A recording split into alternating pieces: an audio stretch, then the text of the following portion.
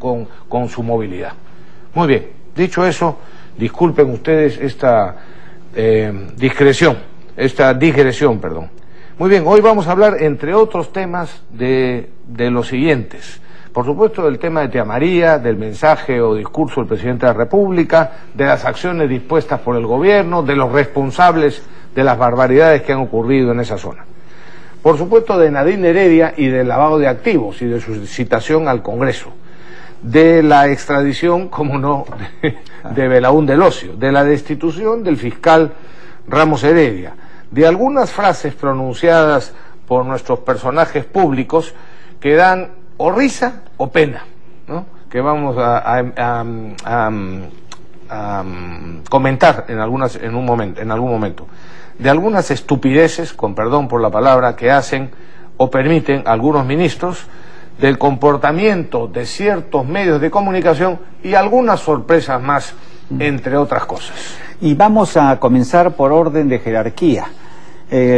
Todo aquel que haya escuchado el discurso del señor Humala sobre el tema de Tía María, creo que no puede sino coincidir con nosotros en el sentido que ha sido un discurso sin alma, sin convicción, sin autoridad. Perdona, Pepe, y yo personalmente no sé qué nos quiso decir finalmente. Así es. ¿No es cierto? Yo no lo entendí. Yo no he sacado una conclusión clara del mensaje del presidente. Esa era precisamente parte de la estrategia. Sí. Lo que más me impresionó de sus pálidas palabras fue el desconocimiento de sus propias potestades, lo cual se hizo evidente cuando le solicitó a los otros poderes del Estado y a los partidos políticos que por favor no colaboren en la recuperación del principio de autoridad. Pero, según la Constitución, es a él y solo a él a quien le corresponde hacer respetar la Constitución y las leyes. Los particulares, por más buena voluntad que tengamos, no manejamos los servicios de inteligencia, no tenemos una oficina nacional de diálogo para resolver conflictos, no podemos decretar el estado de emergencia ni el estado de sitio, no podemos ordenarle nada a la policía, así es, pero mucho menos mandarlos desarmados a enfrentar a las turbas violentistas, para que lo masacren y lo maten. Así que esta frasecita del señor Humala tratando de compartir responsabilidades con todos nosotros, a nosotros nos parece absolutamente ridícula, ¿no? Impertinente.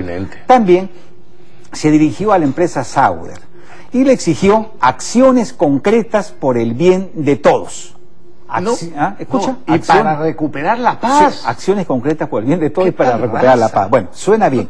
Pero una empresa no existe para reemplazar al Estado.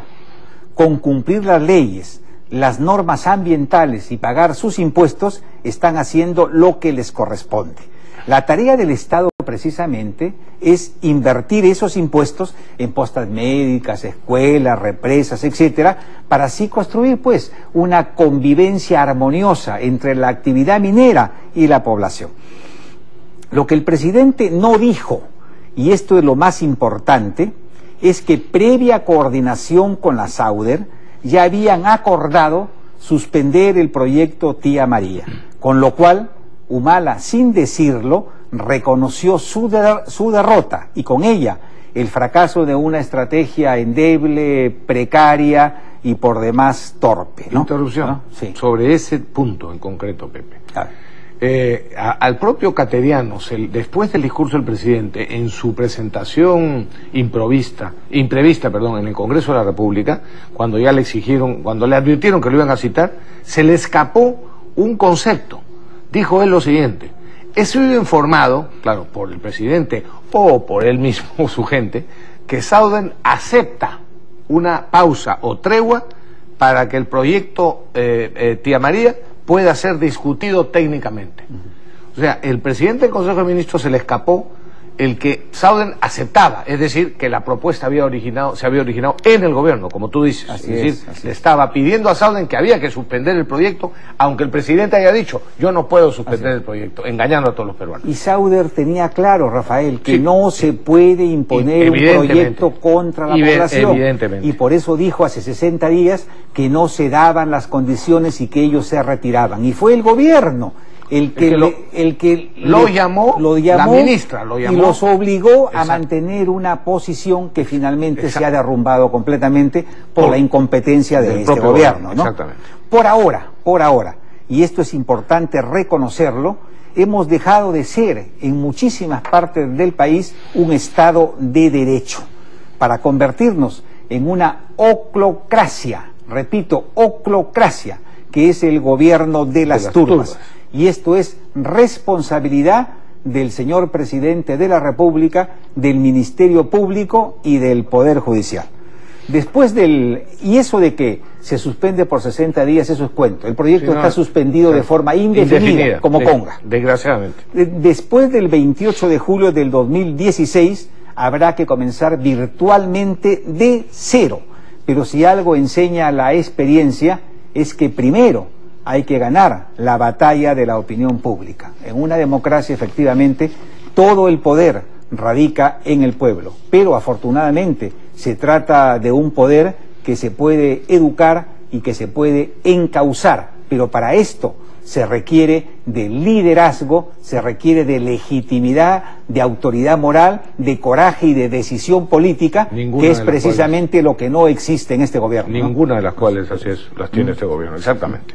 Para desgracia de los peruanos. Permíteme, Pepe, añadir a esta reflexión tuya un par de ideas. Primero, el presidente, cuando leyó su discurso, hablaba de la necesidad de la autoridad, de defender la autoridad y del Estado de Derecho. Bueno, él mismo hablaba sin ninguna autoridad. O sea, el tono que empleó para leer además su discurso daba reflejaba perfectamente, como tú dices, que se había rendido por completo, que los acontecimientos, justamente porque no es un líder, lo habían superado por completo. Y tú sabes, bueno, no reconoció otro tema, no reconoció ningún solo error de su gobierno. Se limitó a señalar algunas de las obras que supuestamente el gobierno del Perú, no necesariamente ni exclusivamente el suyo, ha realizado en beneficio de Arequipa, cosa que es obligación de todo gobierno, ¿no? Pero en ningún momento reconoció ningún error de parte del gobierno, y más bien le echó la culpa, o parte de la culpa fundamental, a Sauden, que, como hemos dicho, en realidad es la que menos culpa tiene. Y en la práctica, como se acaba de decir, suspendió en forma indefinida el proyecto. Oye, y no puedo dejar de comentar esa frasecita de Humala que dijo: yo creo y sigo creyendo que la voz del pueblo es la voz de Dios, ¿no? Puede ser, pero si mal no recuerdo, y quiero hacer algunas acotaciones históricas, ¿no? Si mal no recuerdo, en el referéndum más famoso de la historia, que fue entre Cristo y Barrabás, lo ganó Barrabás, ¿no? Así que el pueblo no actuó con mucha sabiduría, ¿no? El gran conquistador Julio César, ¿no?, fue victimado, asesinado por unos patriotas republicanos que querían evitarle a Roma la existencia de un monstruo como dictador. Sin embargo, el pueblo, siempre impredecible, odió a los victimarios y no se tranquilizaron hasta exterminarlos a todos, ¿no? Y por ahí hay otro personaje que se llama Calígula, que fue un rey vicioso, cruel, sádico, ¿no? Y por supuesto lo terminaron matando a los 29 años de 30 puñaladas. Pero el pueblo, ¿qué hizo? Lo lloró durante meses y por años cubrió su tumba infame con flores, siempre con flores, ¿no? Y hay otros personajes así, por ejemplo, Catalina la Grande de Rusia, ¿no? Es conocida como la reina más cruel y viciosa que se haya sentado en un trono. Sus crímenes nunca tuvieron límites. Sin embargo, el pueblo le decía la madre, la Santa Madre, y hasta ahora se le recuerda como Catalina la Grande, ¿no? Así que... Y luego, ahorita concluyo, y luego los cortacabeces franceses o el pueblo francés hicieron barbaridades en nombre de la libertad, ¿no? Muy bien. Pero en 3 años... ¿Y de la fraternidad? Sí, en 3 años tiraron en un saco todos sus derechos y se entregaron a nada menos que a los brazos de Napoleón Bonaparte, que se preocupaba menos por el pueblo que por la última de sus prostitutas, ¿no? Y ahora si nos queremos remitir al siglo XX, recordemos que Benito Mussolini, el creador del fascismo, fue respaldado por el pueblo italiano abrumadoramente por más de 20 años. Y lo mismo pasó con Hitler, con Stalin, con Pol Pot, con Kim Il-sung, ¿no? Fueron adorados por el pueblo. Y si nos remitimos a América Latina, tenemos una larga historia, pues, de presidentes que han sido convertidos casi en dioses por el pueblo. Historia que termina con Fidel Castro y con Hugo Chávez por ahora, ¿no? Así que no nos venga el presidente de la República a decir que la voz del pueblo es la voz de Dios. No, señor. La voz del pueblo es la voz del prejuicio, es la voz del instinto. Esto no significa que no hay que escuchar al pueblo. Claro que hay que escucharlo, pero para educarlo, para conducirlo. Pero yo me pregunto, ¿entenderá el presidente de la República de estas cosas? Yo lo dudo, porque quien nació para maceta del corredor no pasa, ¿no? Si estuviéramos en el Congreso, amigo televidente, yo pediría que el discurso del doctor José Barba de este momento sea publicado como documento parlamentario. Dicho sea de paso, creo que el último documento parlamentario que se aprobó, porque es el último que valió la pena, sí, es justamente el que pronunciaste y que pedí yo que se publicara sobre el tema de la paz con el Ecuador, ¿no? Pero, no, lo de la Embajada de Japón. Lo de la Embajada de Japón. Sí. Bueno, ok.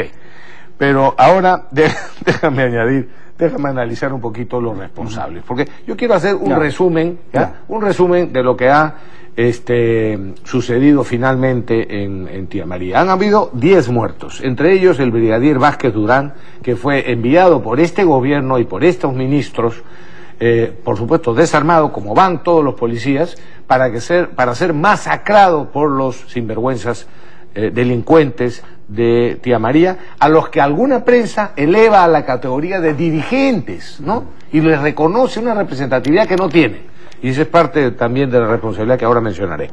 Decenas de policías heridos y algunos gravemente. El suboficial Castro Pancorbo tuvo fracturados el 90% de los huesos de la cabeza y lo han tenido que reconstruir con 10 placas de titanio y 29 tornillos quirúrgicos especializados de última generación. Dime, Pepe, si hay derecho de que estos delincuentes, dirigidos por estos fascinerosos y otros más que mencionaremos, hay derecho de que maltraten de esa manera. Daños enormes a la propiedad pública y privada, un daño económico a la población de la zona y, por supuesto, la autoridad y el Estado de Derecho por los suelos, ¿no? Y lo que es peor, Rafael, nada más te interrumpo, no va a haber sanción. Si ustedes creen que se va a capturar y sancionar a los asesinos de este policía, olvídense de eso. Sí, claro. Si ustedes creen que va a haber sanción para los que han incendiado, apedreado, ¿no? Y violado el Estado de Derecho a mansalva, olvídense.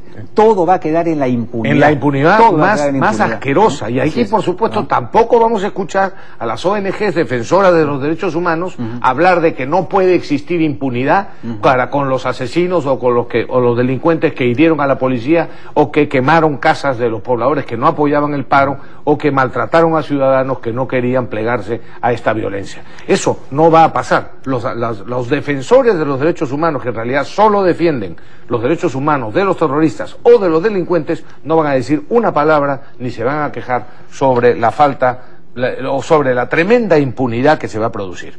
Muy bien. Aquí, ¿quiénes son los responsables? Brevemente, los delincuentes que por supuesto que se proclaman dirigentes que en el fondo buscan su coima, su asquerosa coima de lentejas, el $1,500,000, por ejemplo, que pidió el sinvergüenza del señor Pepe Julio Gutiérrez, que está preso y vamos a ver si sigue preso. ¿No? Hombre, ese es otro cuento. Sí, ya sé que es otro cuento. Va a estar 7 días y luego le van a dar libertad provisional y asunto concluido. Porque además van a exigir en algunas partes, por supuesto, van a hacer una huelga, van a tomar una carretera, van a hacer una mesa de claudicación para exigir, entre otras cosas, que liberen a Pepe Julio Gutiérrez. Bueno, los delincuentes que se venden por jornales para atacar a la policía. Las ONGs como Grufides y su danza de millones. Permítanme informarles, amigos, porque esto no sale en la prensa, lo siguiente. Grufides es una ONG que está integrada, entre otros, por Marco Arana, que la preside, el ex cura Arana, por Pedro Franque, el famoso Pedro Franque, ese que escribe en La República, en el diario ese siempre miente. Que miente con frecuencia. Y a veces dice la verdad. Y a veces dice la verdad. Y el señor José Chávez, que fue viceministro del Ambiente, imagínate. Bueno, entre el 2006 y el 2014, la empresa, iba a decir, la ONG Grufides recibió casi 3 millones de dólares supuestamente para proyectos como el siguiente. Amigos televidentes, escuchen ustedes los importantes proyectos. Uno de ellos se llama, todos se llaman con nombres parecidos. El título del proyecto es el siguiente: Construyendo sostenibilidad, democracia y justicia desde la diversidad de contextos de industrias extractivas en Cajamarca. Bueno, ¿con qué objetivo? Con el objetivo de conseguir estabilidad social y política y asegurar la justicia y la paz. Muy bien. Y los imbéciles que le creen a estos sinvergüenzas y que les desembolsan 3 millones de dólares son, entre otros, los siguientes donantes: el gobierno de Navarra, la Diputación de Barcelona, Miserior, que es una institución de la Iglesia Católica en Alemania, la Agencia Española de Cooperación Internacional, la Embajada de Bélgica y la Diputación de Alicante, entre otros. Yo realmente les quiero dar un mensaje a esos donantes. No sean ustedes tan ingenuos, por no decir, como dicen en Argentina, boludos, ¿no? O no sean tan irresponsables de regalarles 3 millones de dólares para un proyecto como este, cuando en realidad lo único que hacen es cobrar ellos el 88% de lo que reciben, se lo gastan en sueldos, salarios y gastos administrativos de estos. El 88% de cada proyecto, del presupuesto de cada proyecto, de lo que les regalan, se lo gastan en sus sueldos, si tendrán derecho a estos actos. Y finalmente, por supuesto, los políticos o partidos comunistas, como Tierra y Libertad, con Marco Arana a la cabeza, que han estado en todos las protestas violentas que se han producido en el país en los últimos meses. Espinar, Conga, Ayaviri, Cusco, Puno, Loreto y finalmente Arequipa. Y claro, cómo no, el gobierno, que es incapaz de invertir bien, que no gobierna y que cede a todos los chantajes de las acciones delictivas, y que gasta millones de dólares en programas sociales ineficientes, burocráticos, politizados y por lo general corrompidos, que no satisfacen las necesidades de la población, a la que no le llegan los ¿cómo se dice?, servicios básicos del Estado, y que por supuesto forman el caldo de cultivo para las protestas. Y para terminar, no se libra la prensa nacional, por lo menos determinados sectores de la prensa nacional y por supuesto de la zona, que o informan irresponsablemente o que claramente desinforman, sirviendo de parlantes a estos delincuentes y a estos falsos dirigentes y mentirosos. Yo no hablo de que den opiniones, de que no puedan dar opiniones, pero cuando un dirigente o un pseudo dirigente miente respecto de un proyecto, por ejemplo, de que van a usar las aguas del río Tambo y las van a consumir, cuando no van a usar una gota del río Tambo, sino que al contrario van a hacer represas y le van a dar más agua a la zona, el medio de comunicación tiene el deber de informar bien y de decir claramente que lo que está diciendo ese pseudo dirigente es absolutamente falso. Y muy pocos medios tienen la decencia y la honradez y la valentía de decir lo que es la verdad. Y lamentablemente, amigos, los antimineros no son desenmascarados, ¿no?, por el gobierno. Por ejemplo, en el caso de Tía María, sacaron unos videos donde ponían la explosión de la bomba atómica en Hiroshima. Sí. Y decían que eso iba a pasar en Tía María, ¿no? Sí, mostraron efectivamente el hongo atómico que se produce con la bomba atómica y dijeron que una cosa similar era lo que iba a significar la explotación en el proyecto minería. Adubiri en Puno decía que por las noches los chilenos llegaban en gigantescas naves y se llevaban el agua de sus lagunas, ¿no? Y con ese argumento que de acá nos suena ridículo e infantil, pero allá no.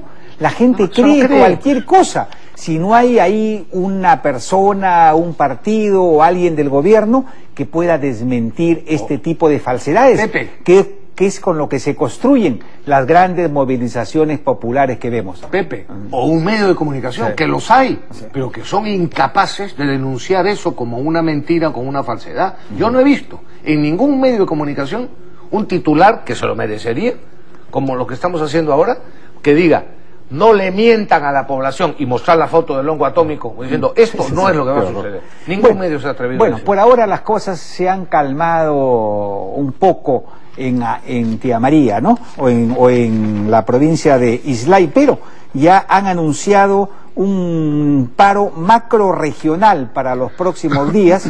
Y el ministro del Ambiente ha revelado algo muy serio, que la población de Espinar en el Cusco está organizándose para impedir el inicio de las obras de la represa Angostura, que es el componente principal del proyecto Maje-Sigua 2, y que ha costado 550 millones de dólares y que va a generar 145.000 empleos directos y 290.000 indirectos. El argumento aquí es que se van a llevar el agua que pertenece a Espinar. Y no solamente esto, también se ha anunciado que para los días 21 y 25 de este mes irán contra el proyecto minero Antapacay, que va a producir este año 160.000 toneladas de cobre. Y es que el verdadero objetivo, la verdadera meta de los rojos en el Perú se llama pobreza, porque el día que no hayan pobres, sencillamente no habrán comunistas en nuestro país, ¿no? Así de sencillo. Pepe, tenemos que irnos. Y detrás están también de las bambas. Pero bueno, vamos a una pausa. Y regresamos con el escandaloso caso del juez Robinson. Y con lo de Nadine Heredia. Y con el lavado de activos. Un par de encuestas que son bien significativas. Vamos a una pausa, 2 minutos y regresamos.